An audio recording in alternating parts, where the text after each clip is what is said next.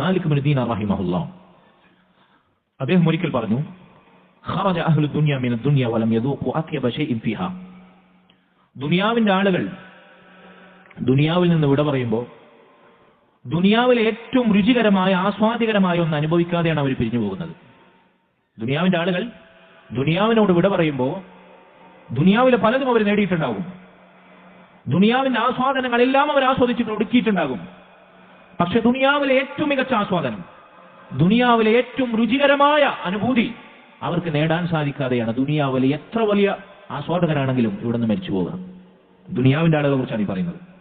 അദ്ദേഹത്തോട് ചോദിച്ചു, മാ ഹുവ, അതെന്താണ്?